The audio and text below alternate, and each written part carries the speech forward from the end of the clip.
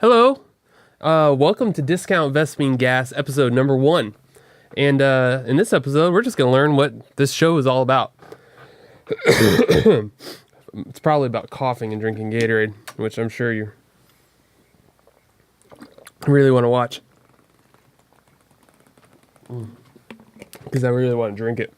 And everybody likes to watch people who are passionate about things like drinking Gatorade. Actually, this show is about mechanics. Specifically mechanics as they apply to StarCraft 2. So the first thing we're going to have to do before we even start anything is we're going to have to talk about what mechanics are. Mechanics, in the simplest form, are how you interact with the game. Your keyboard, your mouse, your speakers, your headset, your microphone, your chair, your desk, your computer screen, how your computer screen's tilted and everything. All the things that go between what's in your brain and what's in the game are what mechanics are. So that's something that we should probably explore as well. Is there's three aspects to any video game. There's the strategy aspect, which is what's going on in your brain. There's the mechanics aspect, which is essentially what's going on with your hands. And then there's the awareness aspect, is what I call it, game state awareness, which is what's going on in the game that you don't know about that you need to figure out. So StarCraft has all three of these aspects of the game. We can take any of those two aspects and see how they apply by looking at games that only have two of those three aspects. Like if we took just strategy and game state awareness with no mechanics or very little mechanics, we have board games. Chess, checkers, Risk, Stratego. There's no mechanics. There's no hand movements. There's no specific movements of your body or anything that are particularly important to the game. The main things that are important in static board games would be what's going on in your head, your strategy, and your ability to figure out what the heck is going on right now. You can take strategy and mechanics. What's going on in your brain and what's going on with your hands or your body, with very little having to figure out what's going on. And then you just essentially have physical sports like baseball or tennis. Obviously, there is some awareness aspect of it, but it's significantly limited because all the information is available to you, and you don't really have to fight or struggle to figure out what the heck you're doing. Like in baseball, the play is on first. I mean, I know there's strategic things that you have to think about. That's why we're talking about something strategy and mechanics.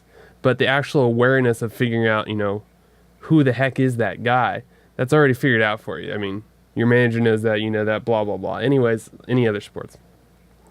And then we can look at something that's just awareness and mechanics, figuring out what's going on, and then moving. There's no strategy. This would be something like juggling or using devil sticks or sport kite flying or surfing. There's very little strategy involved outside of figuring out what the heck is going on right now and then controlling it with your physical body. I actually have a little note here. Something that I'd probably relate. Certain types of puzzle games fall into that with awareness and mechanics only. Like Tetris. There's obviously a little bit of strategy to Tetris. I mean, none of these are going to have their own little thing where they only have two of the three. But in Tetris, when you get to the higher levels where everything's moved really fast, your mechanics matter significantly, and being able to figure out where the heck you're going to put that next piece matters significantly. So first you have to figure out what kind of piece you need and what the next piece is coming, and it gives you a little block that tells you where you're going to put it. It's very light strategy that probably falls into awareness. You're trying to figure out what's actually going on in the game before you figure out what anything goes on in the game. In Discount Vespa Gas, this show where I ramble, as I've been demonstrating to you so far, we're going to be rambling about no strategy. That was a really horrible way to say that. We're going to be rambling about mechanics and awareness only.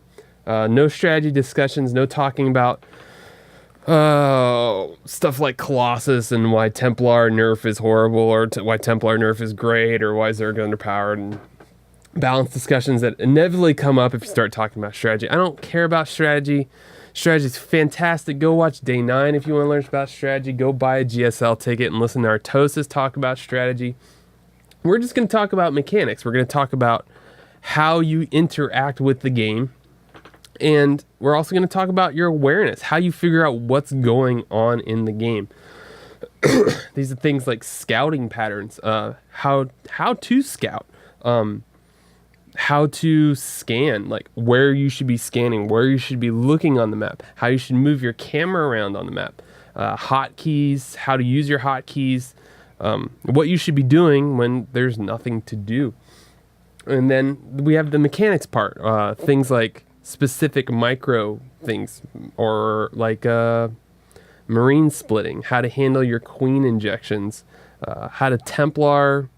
That was a really stupid sentence. How to Psystorm with your Templar and do it really well. Like, do those fancy little donuts with your sentries and then just destroy all the stuff and make him scream Imba Imba, no GG, and he leaves. That's the kind of stuff that we need to learn. I mean, even professional players struggle with these things. And they're actually quite simple if you start to look at it. So we're going to have, I guess 10, 15-minute shows whenever I feel like doing them. I don't know. I mean, they might become a daily thing. They might become a weekly thing. Depends on how much content I have, how many people end up subscribing. And we're just going to talk about those things. Like next episode, I was thinking about doing something like how to block your ramp as Zerg.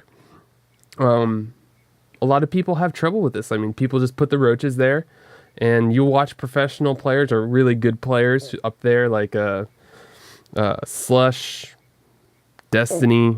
I know I said good players, sorry. You can watch even like July Zerg in his match with OGSMC where he blocks his ramp with roaches. There's actually a much, much better way to do that, and it requires less effort once you know how to use the mechanics, how to interact with your keyboard and make the game do what you want the game to do. There's other things, marine splitting. We already mentioned marine splitting. How to micro Zerglings, like, those little battles that you get at the beginning of a ZVP game where you have 4 Zerglings and you're sure that they should be able to kill that one zealot, but they sometimes don't, and sometimes you're only left with one, and then you'll watch some players, they'll kill the zealot and they'll walk away with all 4 Zerglings. It's actually really easy to do. Just good mechanics. Plenty of subjects. I'm not going to start listing them all. Like I said, this is a show about rambling mostly. I'm going to do a lot of rambling because that's what I do best, apparently. I do not think that it would be wise to do anything on this specific show. I would like to keep these shows short so they can be easily digestible, and I think that's going to be it. We're just going to cover what DVG is about. I hope you come back. The second episode should be up shortly, and I'm not actually sure what I'm going to do that one on first. So I am Admiral Bumblebee, and I will see you later.